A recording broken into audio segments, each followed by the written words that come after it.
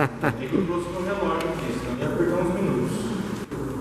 Apocalipse, desculpa, Tiago, capítulo 1, nós vamos ler a partir do versículo 12, tá bom? Se você puder acompanhar comigo. Tiago, capítulo 1, a partir do versículo 12. E diz assim, ó, é a origem do pecado. Bem-aventurado o homem que suporta com perseverança a aprovação, porque depois de ter sido aprovado, receberá a coroa da vida, a qual o Senhor prometeu aos que o amam. Ninguém, ao ser tentado, diga, sou tentado por Deus, porque Deus não pode ser tentado pelo mal, e Ele mesmo a ninguém tenta. Ao contrário, cada um é tentado pela sua própria cobiça, que esta o atrai e seduz. Então a cobiça, depois de haver concebido, dá à luz o pecado, e o pecado, uma vez consumado, gera a morte. Claro que aqui a gente não é uma receita para o pecado, né? Vamos dizer assim, olha, então se houver cobiça, tem pecado. Tem, mas não quer dizer que todos os pecados são gerados só dessa maneira. A gente vê que é uma exortação, o qual o Tiago está colocando aqui, mas a primeira lição que a gente tem que tirar é do último verso que a gente leu, tá? Que diz assim, ó, então a cobiça, depois de haver concebido, dá à luz o pecado, e o pecado, uma vez consumado, gera a morte. Existe diferença entre o ato do pecado e a natureza do pecado, tá? Quando o Adão, e a gente vai ver depois lá em Isaías, um verso que vai trazer um pouco mais de clareza sobre isso, quando Adão e Eva cometeram o pecado não foi eles andarem sozinhos, no caso Eva, todo mundo fala que Eva estava andando sozinha, mas só existiam duas pessoas. Se Eva estava sozinha, consequentemente Adão também estava. É que a gente sempre coloca, porque Eva que comeu o fruto, que pegou o fruto, então a Eva estava andando sozinha, os dois estavam andando sozinhos. Eva se aproximou da árvore, Eva conversou com a serpente. Quando ela mordeu do fruto, aí sim o pecado foi consumado. É interessante essa palavra, né? Consumado. É a mesma palavra no grego em que Jesus diz lá na cruz: está consumado. Quando a gente entende o que Jesus fez na cruz, fica muito mais claro a gente compreender a ligação entre as palavras, não só a similaridade, mas a plenitude de aquilo que aquele ato teve, porque o pecado consumado gera morte, e Jesus estava pagando essa morte, a morte do pecado, que é diferente, são coisas diferentes. Hoje, infelizmente, a gente conhece a realidade do sepultamento, da despedida, pessoas que já descansam no Senhor. Essa morte não é a morte que o pecado está dizendo aqui, que a Bíblia está dizendo aqui sobre o pecado. O pecado que a Bíblia fala sobre a morte que a Bíblia fala sobre o pecado é a morte que não tem mais solução. É uma morte que só Jesus poderia resolver. E por isso que durante tanto tempo as pessoas criam que quando morria estava salvo, consequentemente ia para algum lugar. Se está salvo, vai para o céu. E se não for uma pessoa tão boa assim, se não fez tantas coisas boas, aí vai para um lugar diferente do paraíso, do céu. Alguns colocavam como purgatório? O purgatório, o limbo, né, até chegar ao purgatório, e daí ir até propriamente dito o inferno, né?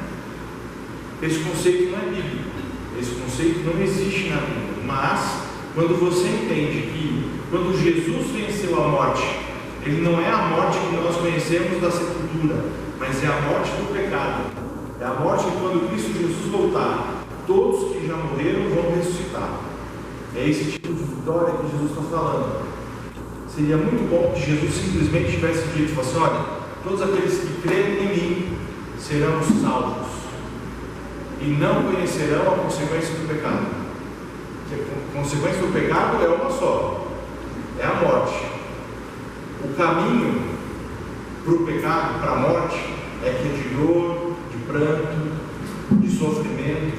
Agora, quando a gente entende o que Deus está prometendo para a gente, não é que Deus tem alegria no sofrimento, porque aqui Tiago, nessas poucas palavras que a gente deu, ele traz um entendimento que é difícil quando a gente está passando. E não só a gente, inclusive as histórias bíblicas mostram que as pessoas tinham essa tendência. Quando alguém sofria, ou se eu sofria: Senhor, por que o Senhor está fazendo isso comigo? A primeira história escrita na Bíblia, que foi a história de Jó, o primeiro livro escrito da Bíblia foi Jó. Esse livro, quando ele foi escrito, mas Jó está lá perto de Salmo. Pois é, mas ele foi escrito por Moisés, e ele foi escrito muito provavelmente antes de Gênesis, tá? Quando ele colocou dessa maneira, que os amigos de Jó falam assim: Jó, você pecou algo terrível, confessa para Deus. A esposa dele fala: amaldiçoa o teu Deus e morre. Mais uma consequência, mais um castigo. É a mente humana, é a questão da responsabilidade, que o ser humano desde sempre, desde as histórias bíblicas, sempre coloca: não fui eu, foi a mulher que tu me deu. Não fui eu, foi o meu irmão que me fez pecar. A serpente me enganou. Foi a serpente que me enganou. Sempre alguém, e essas pessoas podem ter sim te induzido, te levado, mas isso não tira a responsabilidade que a gente tem. Eu acho até, vou usar uma expressão aqui, me entenda bem, tá? Muitas coisas são colocadas na conta do diabo que na verdade não deveria ser colocada. Não quer dizer que ele não é o pai da mentira, ele é o pai a origem do mal foi nele, mas muitas vezes não, porque o diabo atenta, né? Mas as pessoas buscam muitas vezes estarem ali, perto do pecado, acariciam o pecado, vivem próximo do pecado, e a culpa, quando o cara, não, porque quem mandou ser tão bom assim? A culpa nunca é minha, sempre é do outro, sempre é de Deus. E Deus está dizendo: fala assim, eu não vou tentar ninguém. Esse negócio de colocar para quem tenta é o diabo. Deus fala assim, Deus ele pode fazer e ele faz.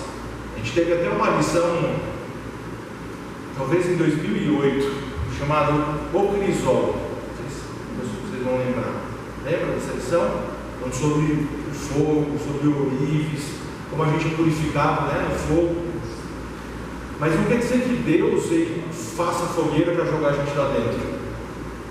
Quer dizer que já existe aquele caminho. E muitas vezes, quando a gente está passando por dificuldade, Deus ele consegue tirar a bênção de uma situação que é uma maldição. Mas não quer dizer que Deus colocou aquela maldição. Pensar, o meu avô dizia isso. Meu avô agradecia a Deus pela doença que ele teve, porque dessa forma ele pôde ter tempo de ler a Bíblia. Mas na concepção dele, na fé dele, mas na compreensão bíblica, não teria sentido ele falar que foi Deus que colocou aquela doença para ele poder ter tempo. Deus conseguiu fazer o quê? Tirar a bênção de maldição. Mas a doença que ele teve foi consequência do gene que ele tinha. Não é uma doença adquirida, é uma doença que é transmitida, que a gente já fez, minha família toda, meu pai, eu, meu irmão. Se a gente não tem esse gene, aquela questão do ela, né, da esclerose, a gente não tem. Mas não quer dizer que não possa desenvolver, pode desenvolver, mas a gente não tem a característica. Eu tenho um primo meu que está desenvolvendo. Não, Deus está colocando, e a concepção dele, primeira coisa, o primo, ora para Deus, para os meus pecados, aí ver se, assim, não, primo, isso não é assim. E daí ele falou assim: eu vou estar orando por você, mas não é Deus que está colocando isso aqui em você. Não foi Deus que fez Jó ficar com brotoeira, perder tudo. É que nessas situações Deus consegue tirar a lição para a nossa vida, nos ensinar coisas. Mas como o Zé colocou aqui no começo, na participação dele, na oração dele aqui. Ninguém quer passar por isso. E não é que você tem menos fé. Puxa, se você tivesse fé mesmo, você ia agradecer a Deus. Desculpa, se você agradecer a Deus por uma doença que você está tendo, é porque você não entendeu. Você pode agradecer pelas consequências, assim, como meu avô fazia. Puxa, através dessa doença eu pude conhecer a Deus. Mas agradecer a doença não foi Deus que colocou aquilo.